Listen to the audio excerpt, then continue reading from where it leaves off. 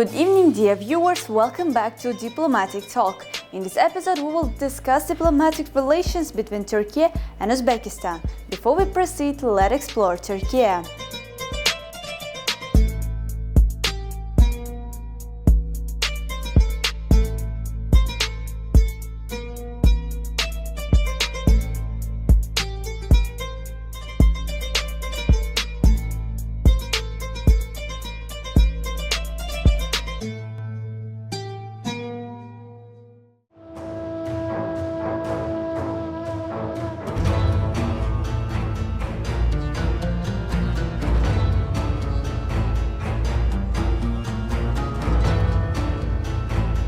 The world's oldest and largest market welcomes up to 400,000 people per day. It has 64 streets and 4,000 shops. Whether you shop for souvenirs, beautiful lamps, Turkish rugs or Turkish delights, you can find anything here.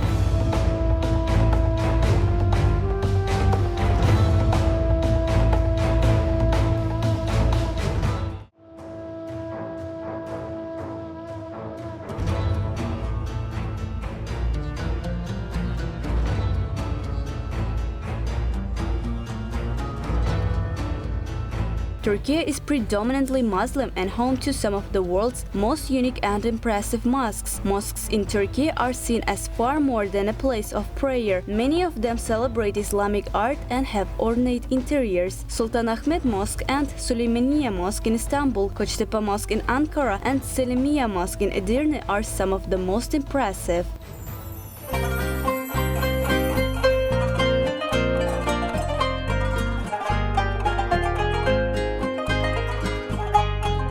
Turkey supplies approximately 75% of the world's production of hazelnuts and is thus one of the pillars of the Turkish export market. Mainly due to its favorable weather conditions for hazelnut production, hazelnut fields stretch along the Black Sea coast of Turkey.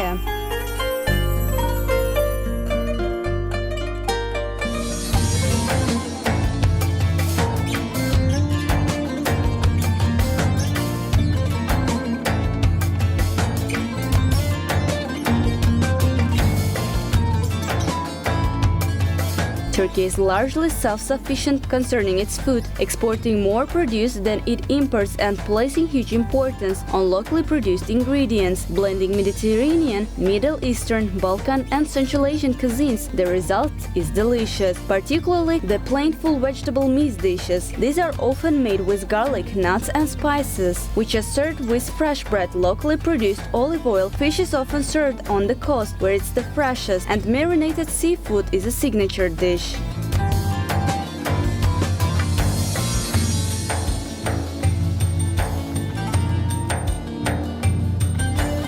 Saint Nicholas, the historical figure behind the man we know as Santa Claus, was born in Patara, Turkey. A holy man, people believe he performed many miracles in his lifetime, including saving sailors from sinking ships. Not only did tales of his generosity become the basis for Santa Claus, but Saint Nicholas, one of the patron saints of sailors. The name Santa Claus comes from the Dutch Sinterklaas, a shortened version of Saint Nicholas.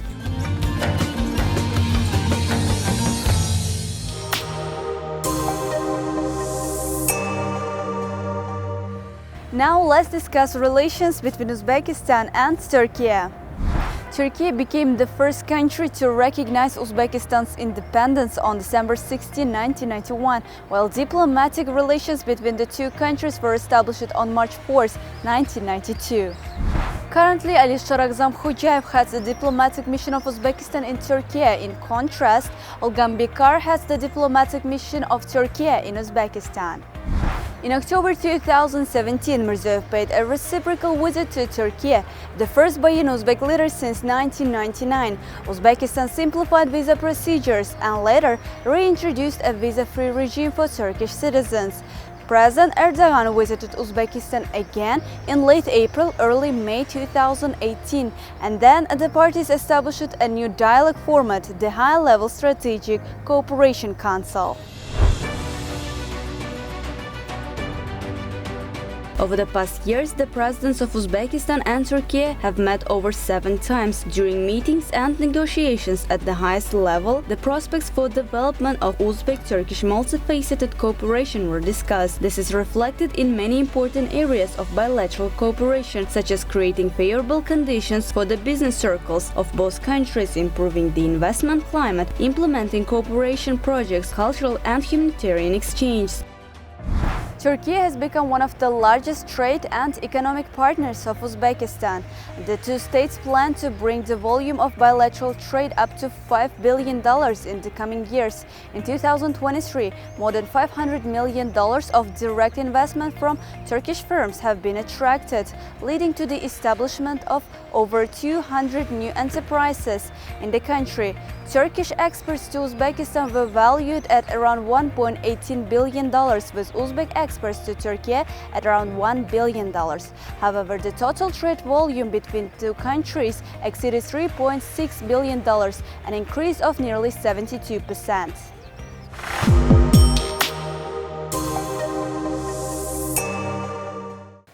Right now we are at the Embassy of Turkey in Uzbekistan, and today with us His Excellency Ambassador Olgan Bekar. Merhaba. Merhaba. Merhaba. Thank you for accepting our interview.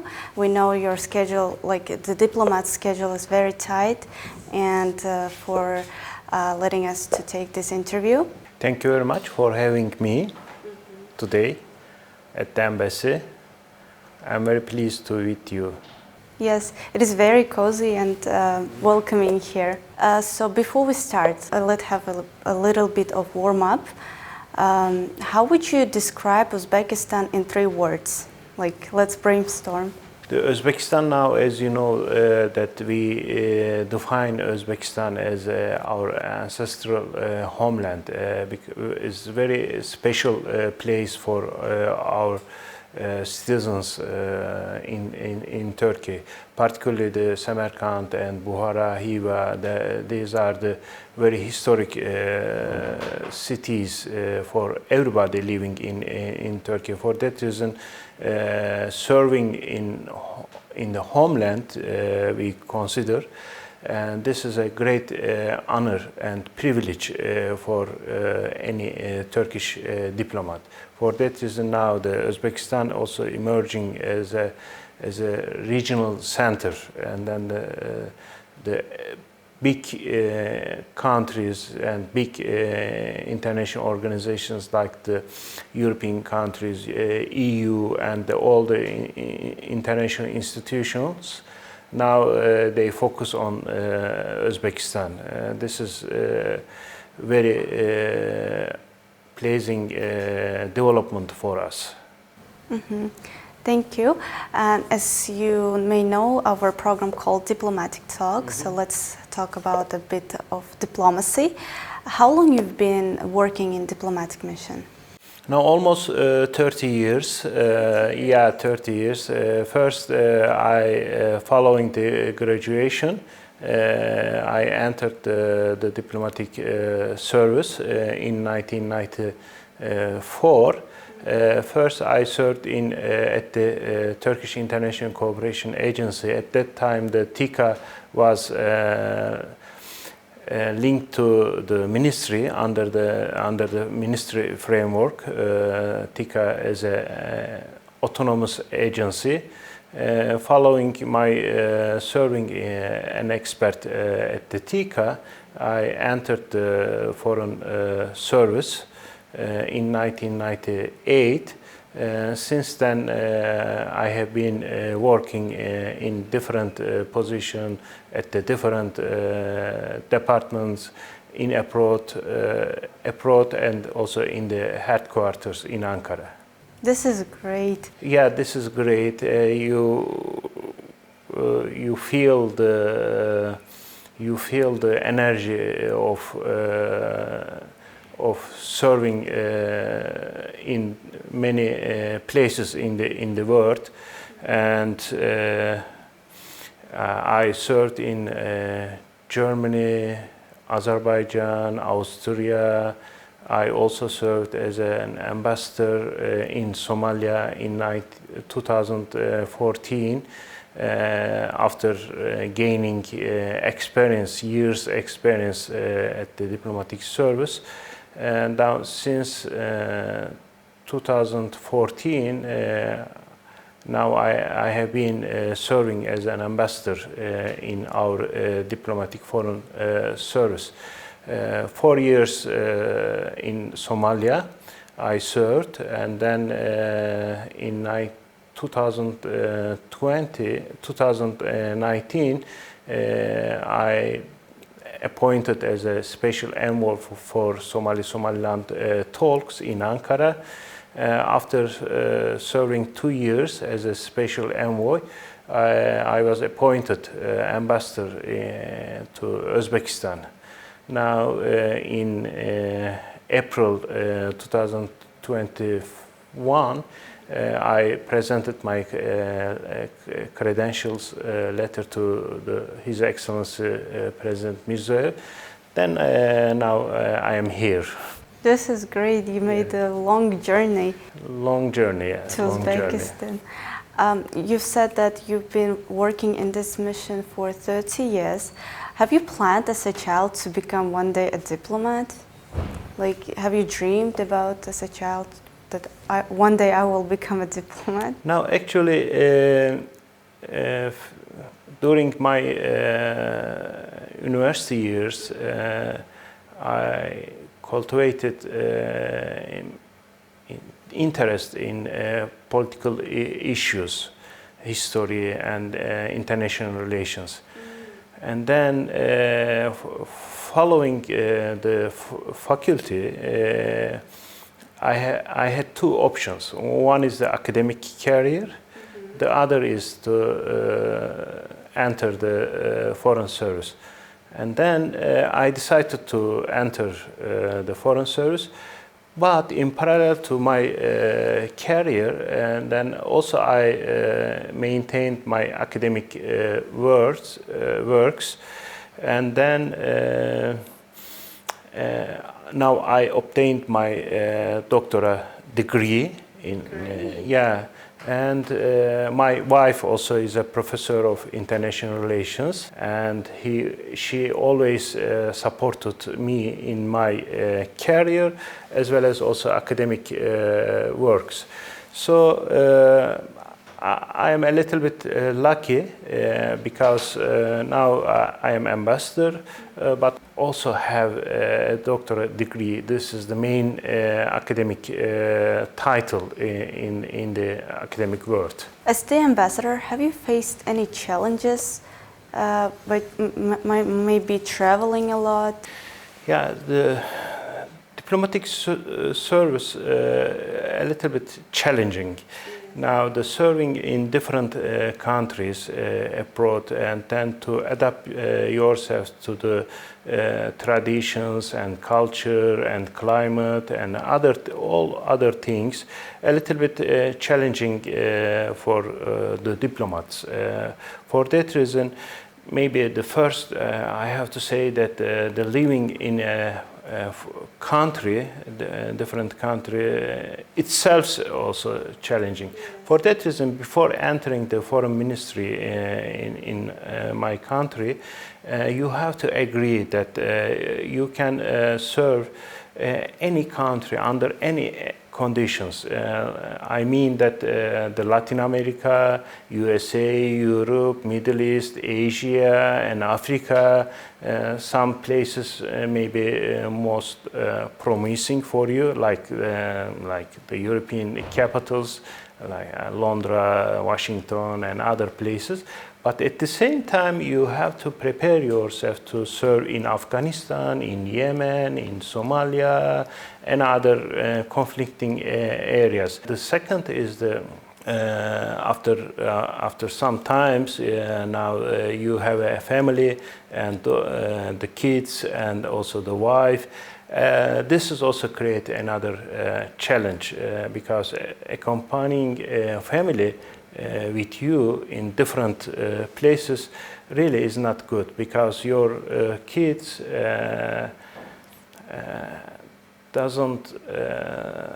don't have any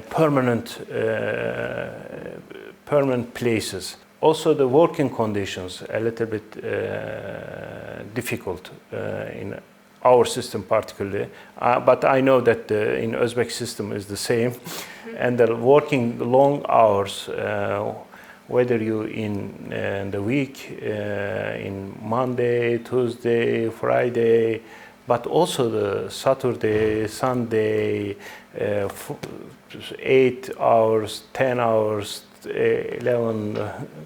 If necessary, you have to work. You have to work without any kind of suspicion. Mm-hmm. You've mentioned that you've been in a lot of countries, and the question arises, have you ever faced some kind of cultural shocks, let's say, in any country, like something very different to your traditions? Of course, different. You may face different culture and social traditions, like the Azerbaijan and the Germany, Austria, totally different places, and then and also Africa, for example. And in Somalia, I served 4 years, and Somalia, totally different places. As you were representative of the Turkey in Uzbekistan, there are a lot of similarities between our cultures, traditions. Mm-hmm. Is there any differences that you have noticed in Turkey and Uzbekistan, for example, in terms of the way people think or act? No, actually, I am very lucky because adapting in Uzbekistan is very soft transition.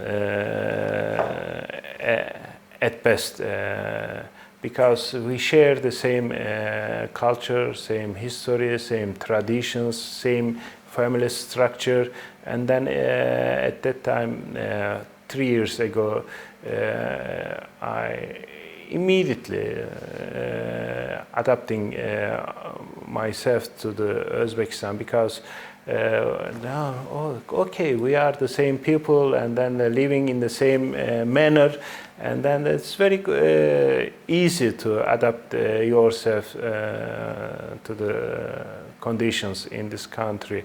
And I think also I can say that the Tashkent, now the Tashkent, like Ankara, is very similar in terms of traffic and climate, and also the people. And then, living in Tashkent really is amazing in terms of green city. It's a white the roads and parks everywhere, and also the safe. The safe really than many cities across the world.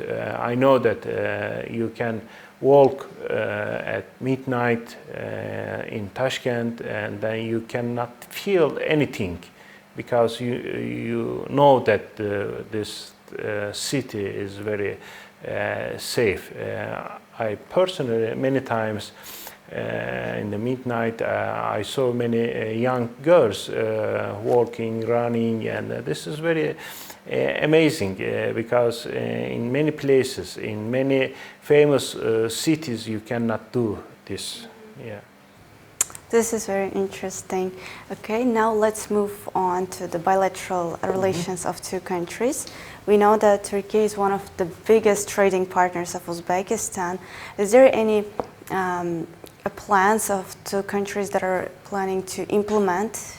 We are really rapidly developing our bilateral relations in every area, not only in political area, not only in the economy, not trade relationship, in culture, tourism, agriculture, and then the civil aviation. Many areas now we are investing, mutually investing more. At the weekly basis, I know that one delegation from different institution coming here, and then one at the same time one Uzbek delegation also in Turkey. During the last 6 years, almost 7 years now, our relationship has been developing at great pace. And now, last year, for example, our presidents met face-to-face 6 times. In 2022, for example, our president visited Uzbekistan 3 times. And then now the trust and then between our presidents is the main engine behind our relationship. I can say that the presidents Erdogan and President Mirziyoyev, now they are sitting in the driving seat and driving force behind our relationship. In terms of economy and in terms of culture, in terms of aviation, for example, aviation, now at weekly basis, more than 50 flights taking place between Turkey and Uzbekistan mutually. And now Turkish Airlines decided to increase the weekly flight number to 25 only between Istanbul and Tashkent. Also, we have direct flights to Bukhara, Samarkand, Urgench, and Fergana. Turkish Airlines, as well as the Uzbek Airlines, but also the others.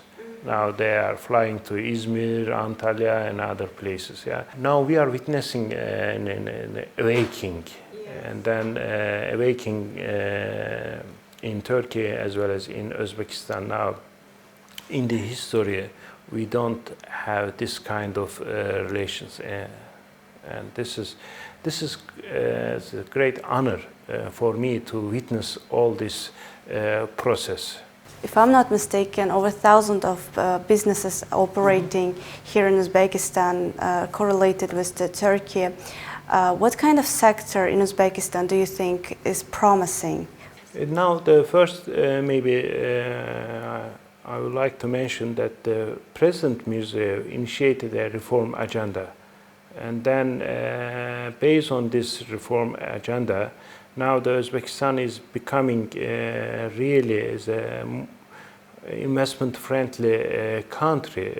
Not only Turkey, also the Uzbekistan now is trying to diversify its relationship with the world and the regional countries, neighbors, for example, and also the institutions like the financial institutions, also the political organizations like the Turkic State Organization, as well as the others, and the Islamic Cooperation Organization and the UN and others. Now we observe the Uzbekistan now is emerging in the Central Asia. Now this country now very attractive for the foreign investment, and then our businessmen, of course, visit the country and then they elaborate the conditions and then they make decision on the investment or trade relationship. Now, really, we have very favorable environment in Uzbekistan, and then the future of Uzbekistan also is very attractive for our businessmen. Thank you very much. No, thank you very much for giving us such an amazing interview. It was a pleasure to talk to you. Thank you very much for having me.